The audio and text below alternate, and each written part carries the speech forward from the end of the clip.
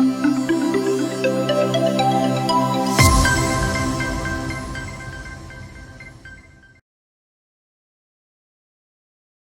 everybody, welcome to Daily News Simplified, an answer to what, why and how of newspaper reading. At the outset, I would like to wish you Happy Ganesh Chaturthi on the behalf of the entire Rao's team.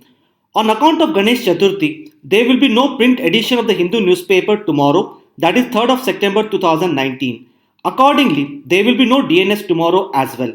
The next DNS video will be uploaded on the evening of 4th of September 2019.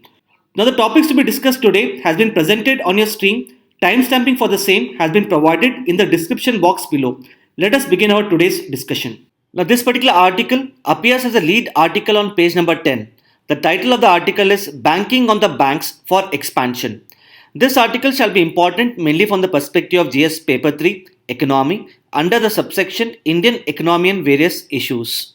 Before analyzing this particular article, let us first look into its background. As you all must be aware, presently Indian economy is facing the economic slowdown.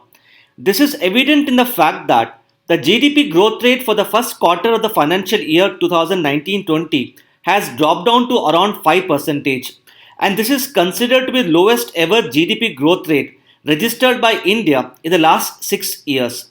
Hence, in response to the economic slowdown, recently the Finance Minister of India has announced a host of measures. Now, these measures have been announced so as to boost the private sector investment and to boost the GDP growth rate of the Indian economy. Now, some of the announcements made by the Finance Minister include, first and foremost, the Union Budget 2019-20 has sought to impose a higher surcharge on the foreign portfolio investors.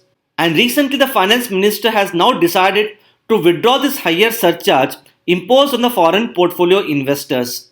Secondly, as you all must be aware, presently the public sector banks in India have accumulated higher amount of non-performing assets, which is in turn leading to a low amount of credit creation and a low rate of investment.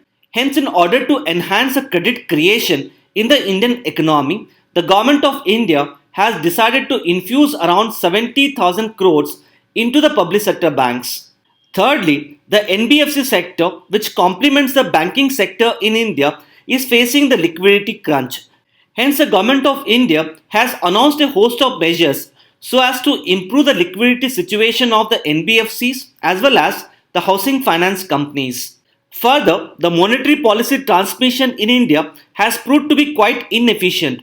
This is because, in spite of the repeated policy cuts undertaken by the RBI, the banks have failed to transmit this rate cut to the customers.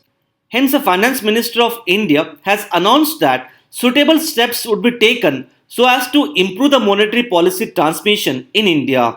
These are some of the measures announced by the Finance Minister so as to avert the economic slowdown in India. It is in this particular context, this article here highlights that these announcements made by the Finance Minister may prove to be quite inadequate in order to avert the economic slowdown. And accordingly, the article has given some of the recommendations or suggestions as to what steps the government of India should undertake so as to avert the present economic slowdown. Now, with respect to the announcements made by the Finance Minister so as to counter the economic slowdown, these measures have been comprehensively been covered in our DNS dated August of 24th, 2019. So for those of you who would want to know the recent announcement of the Finance Minister, I would suggest you to go through this particular DNS dated August of 24th, 2019. As part of this particular video analysis, we'll confine our discussion only to the critical analysis of these announcements of the Finance Minister as highlighted in the article. Now, the first problem with the government announcement as highlighted in the article is with respect to lack of policy foresight. So, since the Indian economy is facing the slowdown, the Union Budget 2019-20 should have provided the fiscal stimulus package. As part of the fiscal stimulus package, the government should have reduced the tax rates and also increased the public expenditure. However, the Union Budget 2019-20 failed to provide the fiscal stimulus package. It was only after the presentation of the Union Budget 2019-20 that the Finance Minister of India announced a host of measures in order to promote the GDP growth rate of the Indian economy. So since these measures were announced after the presentation of the budget, this clearly shows that there was lack of policy foresight from the behalf of the government. So ideally what should have happened is that these host of measures should have been incorporated in the Union Budget 2019-20 itself. The second problem identified in the article with respect to government's announcement is with respect to the infusion of capital into the public sector banks. As stated before, the Government of India has decided to infuse around 70,000 crores into the public sector banks. Now, this infusion of capital is basically done by the government in order to improve the balance sheets. Hence, by improving the balance sheets, the Government of India would be able to meet its obligations under the Basel III requirements. Apart from that, it will help the government to improve the credit creation of the Indian economy, leading to higher investment rates. However, the article highlights that the government has infused the capital into the public sector banks without carrying out the necessary reforms in the public sector banks. Now, even though the article has not mentioned about following the recommendations of the PJ Nayak committee, the article has implicitly highlighted that the government should have followed the recommendations of the PJ Nayak committee so as to improve the governance of the public sector banks. Now, the PJ Nayak committee has given a number of recommendations so as to improve the governance of public sector banks. And one of the most important recommendations of the PJ Nayak committee was with respect to setting up of the bank investment company for the management of the public sector banks.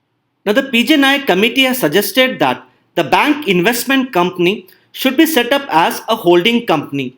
So, what exactly is a holding company? The holding company is simply a company which owns greater than 51% ownership in the other companies. Now, in this particular example, let's say there is a company called as A, and this particular company A holds greater than 51% ownership in other companies such as company B, company C, and company D.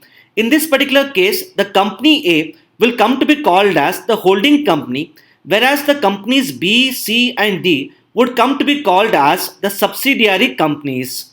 So, since the majority ownership of the companies B, C, and D is under the control of the company A, all the major decisions of the subsidiary companies would be in turn have to be ratified or approved by the company A, which happens to be the holding company. So, taking this as an example, let us understand the PJ Nayak committee recommendations on the setting up of the bank investment company. The PJ Nayak committee has suggested that the government should transfer its ownership or the shares of the public sector banks to a holding company which would come to be known as the bank investment company. So once we set up the bank investment company and transfer the government's shares to the bank investment company, accordingly the public sector banks in India would come to be recognized as the subsidiary companies of the bank investment company. Now, once the government transfers its shares to the bank investment company, such a transfer of ownership of shares is in turn accompanied by a memorandum of understanding between the government and the banking investment company. As part of the memorandum of understanding, the government of India can lay down certain targets before the banking investment company so as to improve the overall performance of the public sector banks.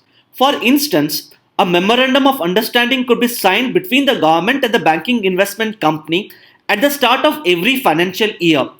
And under such memorandum of understanding, the government of India can lay down the target as to what should be the overall profits of the public sector banks.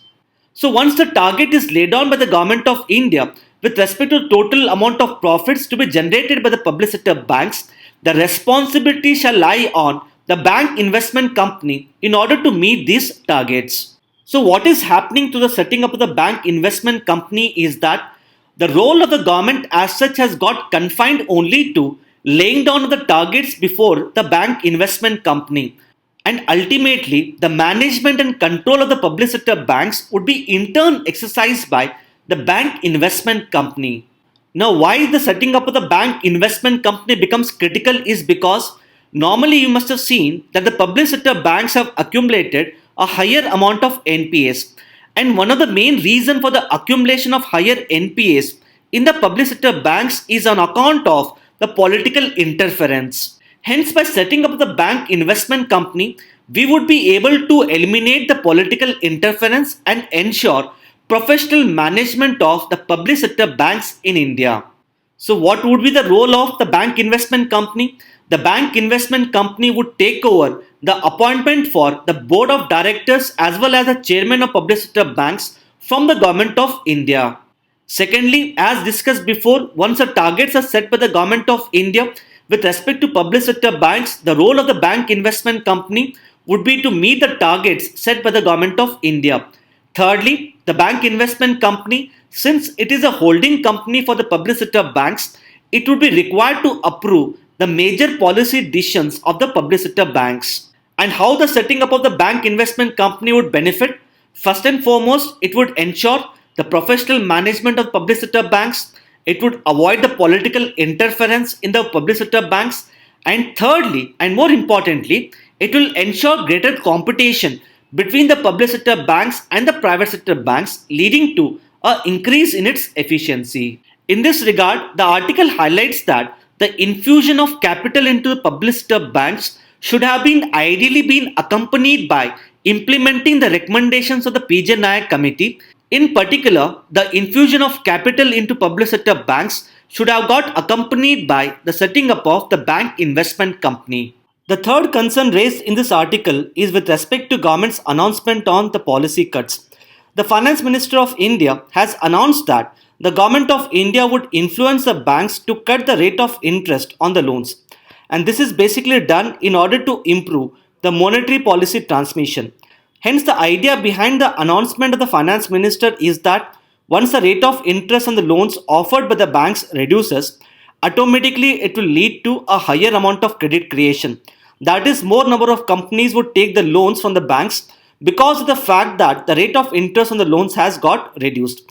And such higher credit creation would in turn boost the private sector investment, leading to an increase in the production of goods and services and creation of more employment opportunities. However, this particular article here highlights that the rate of interest alone would not lead to increase in the investment rates in the Indian economy. Now, this is because if a company wants to invest in an economy, such an investment decision of a company may be taken based upon a number of factors. And the two most important factors that would facilitate investment by a company would be the rate of interest and the rate of returns. With respect to rate of interest, it is expected that if the rate of interest reduces, then automatically the company's cost of capital would reduce and accordingly the company would make a decision to invest in an economy. Now, apart from the rate of interest, the company would also look at the rate of returns. That is, the company would also look at the amount of profits which it can possibly make from such an investment. And if the company is of a belief that the amount of profits which it can generate is lower because of the investment, then the company may decide not to invest. So, what could possibly happen here is that even though the rate of interest is lower, but if the rate of returns is lower, then the company may decide not to invest. Now, in case of India, the ability of a company to generate profits would in turn depend upon the demand for goods and services in the Indian economy. So, if the demand for Indian goods and services is higher, then automatically the company would be able to generate more amount of profits. On the other hand, if the demand for goods and services is lower, then the amount of profits earned by the company would also be lower. So, what is happening in case of India is that the present economic slowdown is mainly on account of the decrease in the demand for the goods and services. So, accordingly, the expected rate of returns or the expected amount of profits of the Indian companies is also lower. In this regard, the article highlights that even though we may go for reduction in the rate of interest, the companies may simply decide not to invest because of the fact that the profits which they would generate from the investment is lower on account of lower demand. So, in order to facilitate the investment decision by the Indian companies, first and foremost, the rate of interest should be lower. And apart from the lower rate of interest, the expected rate of returns of the Indian companies should be higher. And this can be higher only when the demand for the goods and services is also higher. So, in other words, if you have to boost the private sector investment in the Indian economy, The government of India has to focus upon increasing the demand of the goods and services in the Indian economy. And accordingly, this particular article highlights that the rate of interest alone would not lead to increase in the private sector investment. The government should also focus upon increasing the demand for the goods and services by undertaking higher amount of public sector expenditure. Now, with respect to suggestions given in this article for boosting the Indian economy, the article has highlighted that we need to learn from our previous experiences. Particularly, the article has highlighted that we need to look at India's high growth rate during 2003 to 2008. Now, this particular high GDP growth rate was mainly on account of the higher agricultural growth rate as well as the increase in the public expenditure. So, based upon our previous experiences of sustaining a high growth rate during 2003 to 2008, the article has highlighted that first and foremost, the government of India has to focus on addressing the structural problems of Indian agriculture so as to reduce the present agrarian distress and enhance the agricultural GDP growth rate. Secondly, the article has also highlighted that the government of India needs to allocate more money for the MG Narega projects. Now, this would in turn have a local multiplier effect.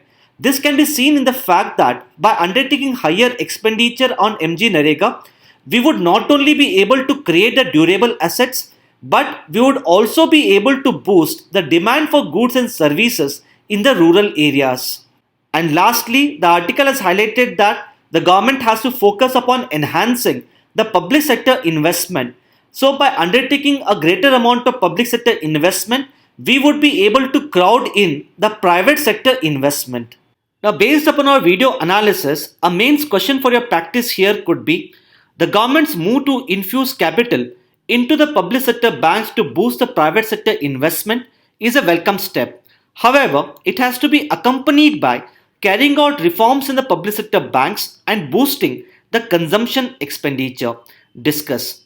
Now you can try writing answer to this particular question based upon our video analysis. With this, let us now take up the next article. Now the next article appears on page number 1. The title of the article is 5 states to get new governors. This particular article shall be important mainly from the perspective of prelims under the subsection Indian Polity and Governance. Apart from that, this particular article is also important because a related question on appointment and removal of the governor has been asked in the prelims 2013. Now this particular article here highlights that the President of India has recently appointed new governors to the 5 states. Now these 5 states are Telangana, Rajasthan, Maharashtra, Himachal Pradesh and Kerala. As far as the names of the persons who have been appointed as new governors, this particular aspect is not important with respect to your prelims examination. However, with respect to your prelims, you would be required to understand the constitutional provisions with respect to the appointment and removal of the governor. Apart from that, you would also be required to understand as to what reforms are needed with respect to the appointment and removal of the governor. Hence, as part of this video analysis, we'll understand about these two aspects of the article. First, coming to the constitutional provisions related to the appointment and removal of the governor, Article 153 to Article 167 of the Indian Constitution deals with the state executive, wherein the state executive comprises of the office of governor, the office of chief minister, the state council of ministers and the advocate general of the state. The Article 153 of the Indian Constitution provides for the office of governor, where the governor is required to act as the constitutional head of the state. So while the governor acts as a constitutional head of the state, the chief minister of the state acts as the head of the government. It is to be noted that the governor plays a dual role wherein he represents the center at the states and represents the state at the center. So the office of governor provides for center-state coordination so as to improve the cooperative federalism in India. Apart from that, please note that the 7th Constitutional Amendment Act provided that a same person can be appointed as governor for 2 or more states. Now, with respect to the appointment of the governor, this particular appointment of the governor is provided under Article 155 of the Indian Constitution, where the Indian Constitution provides that the governor shall be appointed by the President. More importantly, the Constitution of India has not provided for elaborate qualifications for the office of governor, wherein under the Indian Constitution, A person to be appointed as a governor of a state has to fulfill two criteria. These two criteria being, first and foremost, he has to be a citizen of India and he should be above 35 years of age. Now, apart from these constitutional provisions, some conventions have been followed with respect to the appointment of governor. The first convention being, a person appointed as governor is usually from outside the state. This is basically done in order to prevent the politicization of the office of governor and to ensure that the governor is able to fulfill his constitutionally mandated role in a neutral, apolitical, and non-partisan manner.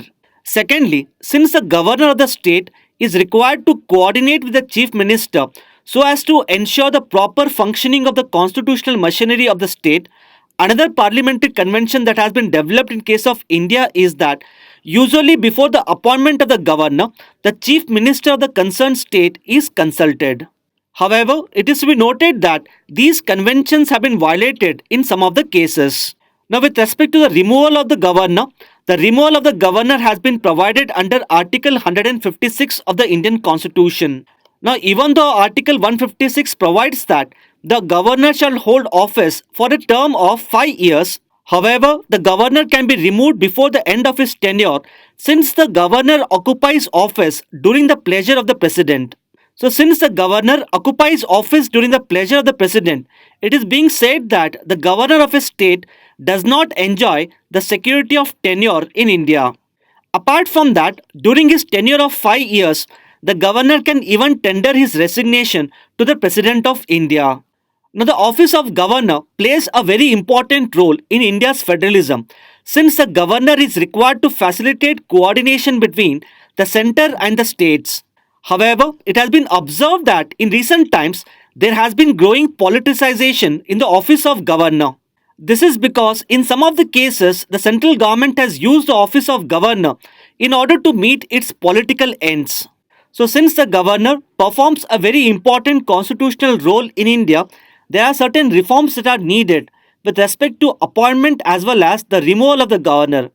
Now, by carrying out these reforms, we would be able to prevent the undue politicization of the office of governor and ensure that the governor is able to function in a non-partisan and unbiased manner. So, with respect to appointment and removal of the governor, some of the committees which have given its recommendations include Sarkaria Committee, Punchi Committee, as well as the National Commission to review the working of Indian Constitution. Hence, as part of this video analysis, let us understand the recommendations given by these committees with respect to the appointment and removal of the governor. The Sarkaria Committee on Center-State Relations has recommended that a person appointed as a governor should be an eminent person in some walk of life, and only those persons who are outside the state should be appointed as the governor. Secondly, the Sarkaria Committee has also recommended that a person appointed as a governor should be a detached figure and it should not be intimately connected with the local politics. Such a recommendation has been given by the Sarkaria Committee in order to ensure that the governor should not interfere in the local politics and the role of governor as such should be confined only to his constitutionally mandated roles and responsibilities. Thirdly, the Sarkaria Committee has also recommended that a person to be appointed as a governor should not have taken too great a part in the politics in general and particularly in the recent past. On similar lines, the Punchi Committee on the Center-State Relations has also given some of its recommendations with respect to appointment of the office of governor, wherein Punchi Committee has highlighted that the phrases such as eminent, detached figure, as highlighted by Sarkaria Committee, they are susceptible to multiple interpretations, wherein there is a greater scope for the central government to overlook these factors as such. And hence, accordingly, the Punchi Committee has highlighted that there is a need to adopt strict guidelines for the appointment of the governors. So what the Punchi Committee has suggested is that we must continue to appoint people who are eminent in some walk of life and also detached from the local politics. However, in order to appoint such people, the central government has to adopt the strict guidelines. On similar lines, the National Commission to review the working of Indian Constitution has highlighted that the governor of the state should be appointed by a multi-member committee headed by the Prime Minister, and such a committee should include the Union Home Minister, the Speaker of Lok Sabha, and the Chief Minister of the concerned state. So, the idea of having a multi member committee is to ensure consensus with respect to the appointment of the governors. With respect to the removal of the governor, the Sarkaria committee has recommended that we need to ensure that the governor is able to complete his full tenure of 5 years, and under normal circumstances, we should not remove the governor before the completion of his tenure. In other words, the Sarkaria committee has recommended that the governor may be removed from his office only under exceptional circumstances. However, the Punchi committee has gone beyond the recommendations of the Sarkaria committee, wherein the Punchi committee has highlighted that Article 156 of the Indian Constitution, which deals with the removal of the governor, has to be amended, wherein the phrase during the pleasure of the president has to be deleted from Article 156. Further, if one looks at Article 61 of the Indian Constitution, this particular article provides for the impeachment of the president by the Indian Parliament for the violation of Indian Constitution. In this regard, the Punchi committee has highlighted that Article 156 of the Indian Constitution has to be amended in order to provide for the impeachment of the governor by the concerned state legislature. So the Punchi committee believes that if we provide for the process of impeachment of the governor by the concerned state legislature, we would be able to ensure the independence and autonomy of the office of governor. So these are some of the important aspects which one should know with respect to appointment and removal of the governor. Now, based upon our understanding about the office of governor, let us now solve the question which was asked in the prelims 2013. The question was, which among the following statements is correct? The first statement here is, in India, the same person cannot be appointed as governor for 2 or more states at the same time. Now, this particular statement here is wrong. This is because, as we have discussed, the 7th Constitutional Amendment Act provides that a same person can be appointed as governor for 2 or more states. The second statement reads as, the judges of the High Court of the states are appointed by the governor of the state, just as the judges of the Supreme Court are appointed by the president. Even this particular statement here is wrong. This is because the judges of the Supreme Court as well as the judges of the High Court are both appointed by the President of India. The third statement reads as, no procedure has been laid down in the Indian Constitution for the removal of governor from his post. And as we have discussed, this particular statement here is correct. Hence, accordingly, the correct answer to this particular question is C. With this, let us now take up the next article. Now, this particular article appears on page number 1. The title of the article is Assam to move Supreme Court for the NRC re-verification in the selected districts. This article shall be important mainly from the perspective of GS Paper 2, Governance, as well as GS Paper 3 under the subsection Internal Security. Now, before understanding this particular article, let us first understand the background of this particular article through the timeline. In the year 1971, India and Pakistan were involved in a war, and this war ultimately led to the liberation of Bangladesh. Now, during the Bangladesh Liberation War, a large number of illegal immigrants and refugees entered into the state of Assam. So, during 1970s to 1980s, there was a fundamental change in the demography of Assam, leading to socio-ethnic tensions between the native Assamese and the illegal migrants. The native Assamese believed that the influx of illegal migrants into their states would have an adverse impact on their socio-cultural and linguistic diversity. Apart from that, the native Assamese believed that the illegal migrants would pose a huge burden on the state resources. Hence, in response to the influx of illegal migrants, the Assam agitation was carried out between 1979 to 1985. This particular Assam agitation was basically led by the All Assam Students Union as well as the All Assam Gana Sangram Parishad.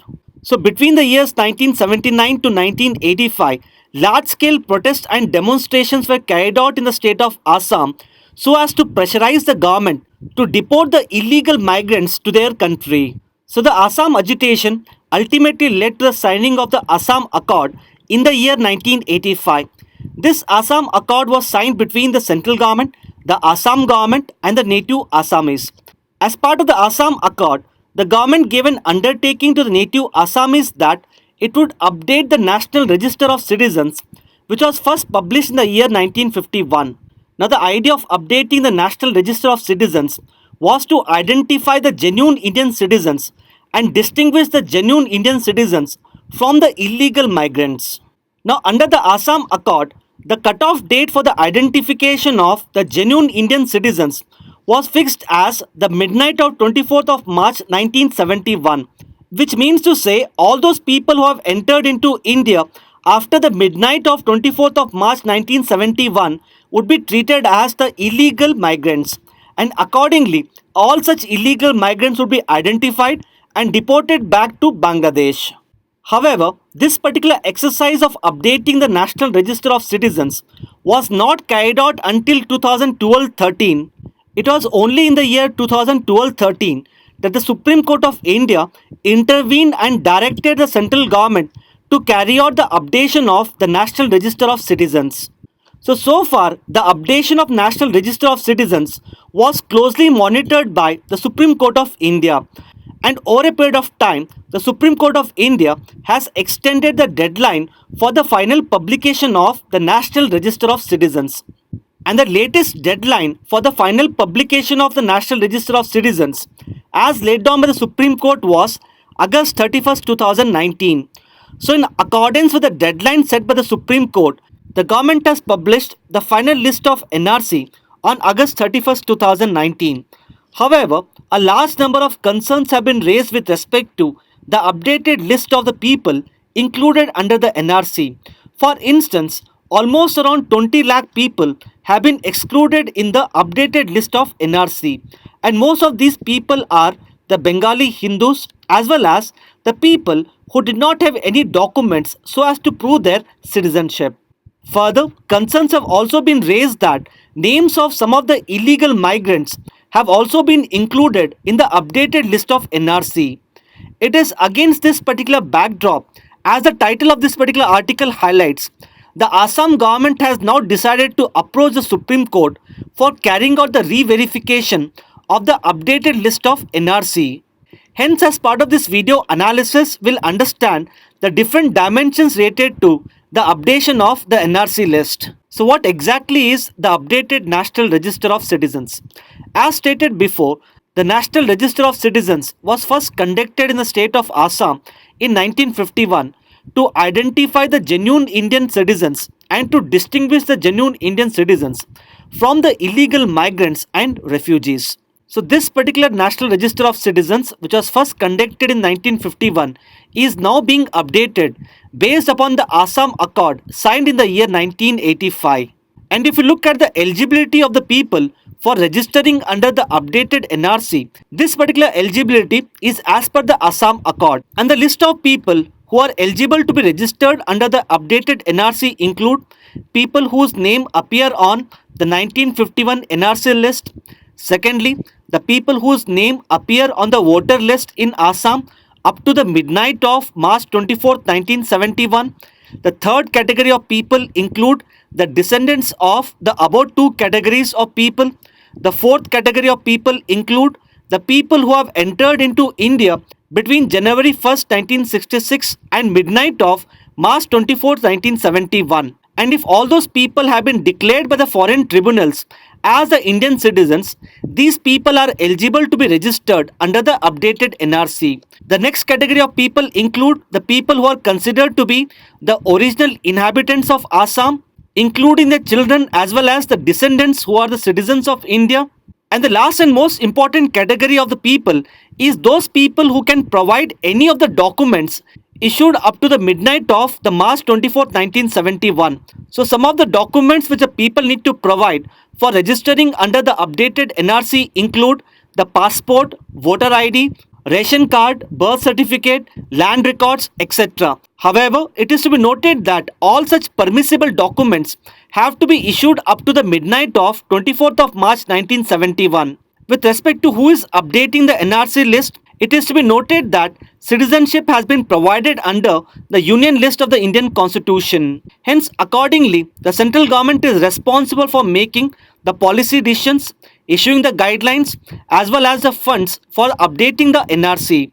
However, the actual implementation is undertaken by the state government machinery which is working under the Registrar General of India. With respect to flaws in the updation of NRC, the first problem with respect to updation of NRC is the residents would be required to furnish documents such as passport, voter ID, ration card, birth certificate, etc. in order to prove that they are Indian citizens. However, in absence of documents, the residents would not be able to prove that they are Indian citizens, and this can in turn lead to inclusion and exclusion errors. In other words, some of the illegal migrants who have been able to furnish the fake documents would come to be included under the updated NRC. On the other hand, genuine Indian citizens who do not have documents will fail to get themselves registered under the updated NRC. Secondly, even when genuine Indian citizens have the documents to prove their Indian citizenship, their names as such could get rejected either due to the spelling mistakes or absence of birth records to prove their date of birth. Thirdly, some of the genuine Indian citizens may not be able to furnish the land records so as to prove their citizenship. Further, some of the migrant workers in Assam who have migrated to other districts of Assam have failed to furnish records so as to prove their citizenship. And some of these migrant workers could be genuine Indian citizens who have got excluded from the updated NRC. And lastly, if the name of a genuine Indian citizen is excluded from the updated NRC, such a genuine Indian citizen can approach the Foreigners Tribunal to get his name enlisted in the updated NRC. However, presently there are only around 100 foreigner tribunals in the state of Assam. And since the names of almost 20 lakh people have been excluded under the updated NRC, it would take almost around 6 years for the Foreigners Tribunal to dispose of these cases. So if the name of a genuine Indian citizen is not included in the updated NRC, it may take almost around 6 years for his name to get updated. Until such time, such a genuine Indian citizen may remain stateless. So these are some of the important aspects which one should know with respect to updation of the National Register of Citizens. With this, let us now take up the next article. Now the next article is an editorial which appears on page number 10. The title of the article is Citizenship Figured. Now this particular article is in continuation of the previous article which we have discussed on the updation of the National Register of Citizens, wherein this particular article raises certain concerns with respect to exclusion of people in the updated NRC list. So if you look at the context of this particular article, as we have discussed, the government has finally published the National Register of Citizens on August 31st, 2019, and the updated NRC list has in turn led to the exclusion of around 20 lakh people. So with respect to exclusion of around 20 lakh people, the central government has stated that these excluded people as such would not be declared as stateless, and they would continue to enjoy the equal rights which they used to enjoy on par with the Indian citizens. However, they would enjoy the equal rights only until the time they have exhausted all the legal remedies. So what legal remedies are available to the people who are excluded on the updated NRC list? Now these excluded people have a right to appeal before the Foreigners Tribunal within 120 days, that is within the next 4 months. And once an appeal is filed before the Foreigners Tribunal, the Foreigners Tribunal as such are required to dispose of these cases within the next 6 months. Further, in spite of the appeal before the Foreigners Tribunal, if the people do not find their names on the updated NRC list, these people in turn can appeal before the High Court as well as the Supreme Court. And it is only when their appeal is rejected by the High Court and the Supreme Court, these excluded people as such would be put under the foreigner detention centers. So the people whose names have not been enlisted on the updated NRC list, they can first approach the Foreigners Tribunal, and if their appeal is rejected by the Foreigners Tribunal, then they can approach the High Court or the Supreme Court. In this regard, this particular editorial here has raised certain concerns with respect to the exclusion of around 20 lakh people. First and foremost, the editorial here has highlighted that we need to provide a legal remedy to the people whose names have been excluded from the updated NRC list. Now this becomes quite important because almost 3 lakh people have decided not to appeal before the Foreigners Tribunal in spite of the fact that their names have been excluded from the updated NRC list. Now, one probable reason for the failure of these people to appeal before the foreigners tribunal could be lack of the legal aid, and hence accordingly we need to provide the legal aid to those people so as to appeal before the foreigners tribunal. Secondly, as we have discussed before in the previous article, presently there are only around 100 foreigners tribunal, and in order to dispose of around 20 lakh cases, these foreigner tribunals would require almost around 6 years, leading to a undue delay in the disposal of the cases. Thirdly, India would find it extremely difficult to house this large number of illegal migrants in the foreign detention centers. Fourthly, after identifying these illegal migrants, we need to deport these illegal migrants to Bangladesh.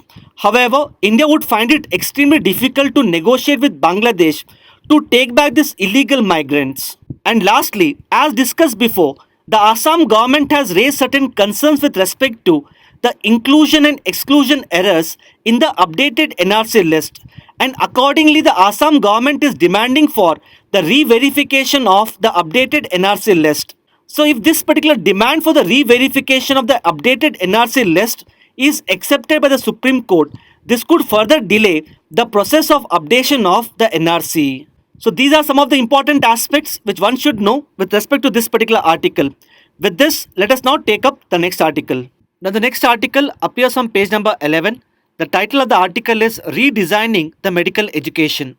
This article shall be important mainly from the perspective of GS Paper 2, Governance, under the subsection Issues Relating to Development and Management of Health. Now this particular article here basically highlights that the system of medical education in India has to be redesigned in order to meet the health challenges of India. Hence, as part of this video analysis, let us understand the various health challenges of India and what reforms have to be carried out in the field of medical education so as to address these health related challenges. So if you look at various health related challenges in India, the first challenge is with respect to the absence of qualified healthcare personnel. The World Health Organization recommends that there should be one government doctor for every 1,000 people. However, in case of India, we have only one government doctor for almost around 10,189 people. So accordingly, presently India is facing a shortage of around 6 lakh doctors. The second health related challenge is with respect to the accessibility. Presently, there is huge amount of disparity in the healthcare systems provided in the rural and urban areas. The third health related challenge is with respect to the affordability, wherein according to some of the estimates, the out of pocket on expenditure alone accounts for almost around 65 to 70% of the total household expenditure on health. The fourth challenge being India is presently facing the dual burden of diseases which include both the communicable diseases as well as the non-communicable diseases. The fifth challenge which India is presently facing is with respect to the demographic transition. Now, because of the decline in the fertility rate as well as the population growth rate in India, the share of elderly population is set to double from 8% in the year 2011 to 16% by the end of 2041.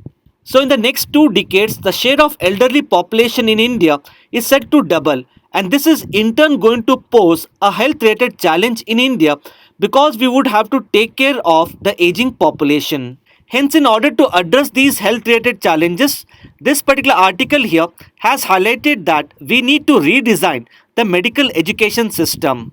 The first suggestion given in this particular article is that the article has highlighted that the medical curriculum in India has not been updated on a regular basis, and hence the growing advancements in the field of medical technology would require certain amount of dynamism in the medical curriculum, which means to say the medical curriculum in India has to be updated on a regular basis so as to ensure that it is in line with the growing advancements in the field of medical technology. Secondly, presently the intake of students into medical colleges in India has remained quite poor because of the absence of the quality teachers.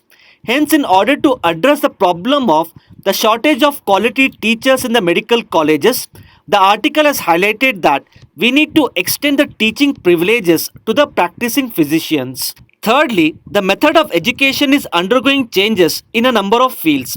Accordingly, this particular article has highlighted that we need to adopt the e-learning tools such as the remote learning and virtual classrooms even in the field of the medical education. Fourthly, rapid innovations have been taking place in the field of medical technology, and hence accordingly we need to impart enhanced skill sets as well as knowledge to the healthcare professionals in India so as to handle the new medical technologies. And lastly, as stated before, the share of elderly population in India is set to increase from 8% to 6% by the end of 2041. And hence, we would need a greater amount of specialization among the doctors so as to take care of the healthcare needs of the aging population in India. Now, these are some of the important aspects which one should know with respect to this particular article. With this, let us now take up the next article. Now, the next article appears on page number 9. The title of the article is Aadhaar System for NRIs in 3 months. This article shall be important mainly from the perspective of prelims under the subsection Current Events of National Importance. In the Union Budget 2019-20, the Finance Minister of India had declared that the Aadhaar cards would be issued to the NRIs with the Indian passports immediately after their arrival in India. So if you look at the current regulations related to the issuance of Aadhaar cards to the NRIs with the Indian passports, presently these NRIs can apply for the Aadhaar card only if they have stayed in India for a minimum of 180 days in the last 12 months. So only if a particular NRI has stayed in India for a minimum of 180 days in the last 12 months, such an NRI was eligible to apply for the Aadhaar card. Hence, the proposal of the Finance Minister was to do away with the mandatory waiting period and issue the Aadhaar card upon the arrival of the NRIs into India. In this regard, this particular article here highlights that the Unique Identification Authority of India is ready to implement these recent proposals within the next 3 months. And accordingly, in order to facilitate the issuance of Aadhaar cards to the NRIs with the Indian passports, the Unique Identification Authority of India is set to open the Aadhaar Seva Kendras in some of the cities in India. Now, based upon our video analysis, these 4 questions shall be a prelims question for the practice. Please pause this video and try to find answers to these 4 questions. We shall be discussing the answer after 5 seconds. The first question here is, who among the following are considered to be part of the state executive? The options which are given here are Governor, Chief Minister, State Council of Ministers and the Advocate General of the state. And as we have discussed before, all the options here are correct. And hence, accordingly, the answer to this particular question is D. The second question which is given here is, which among the following are the constitutional requirements for the appointment of governor? The first option here is, he should be citizen of India. This is correct. The second option reads as, he should be above 30 years of age. Now this particular option is wrong. This is because he should be above 35 years of age. The third option reads as, he should be appointed by the president after consultation with the chief minister. Even this particular option here is wrong. This is because this is a convention which has been developed in case of India and it is not a constitutional requirement. The fourth option reads as, he should be a person from outside the state. Even this is a convention that has been developed in India and not a constitutional requirement. So if you look at the options which are given here, the correct answer to this particular question is A. Now coming to the third question, the question here is, consider the following statements related to the bank investment company. The first statement here is, it is proposed to be set up by PJ Nayak committee on reforming the governance of public sector banks. As we have discussed, this statement here is correct. The second statement reads as, it would act as a holding company for the public sector banks so as to avoid the political interference and infuse professionalism into the banks. Even this particular option is correct. So looking at the options which are given here, the correct answer to this particular question is C, that is both 1 and 2. Now coming to the fourth question, the question here is, on which among the following grounds can the president be impeached by the Indian Parliament under Article 61 of the Indian Constitution? The options which are given here are violation of the Constitution, proved misbehavior and incapacity. It is to be noted that the President of India can be impeached under Article 61 of the Indian Constitution only for the violation of the Constitution. On the other hand, the judges of the Supreme Court as well as the High Court can be removed by the Indian Parliament on the grounds of proved misbehavior or incapacity. So the answer to this particular question in this particular case is one only. With this, we have come to end of today's discussion. Now let us have a look at the question for the day.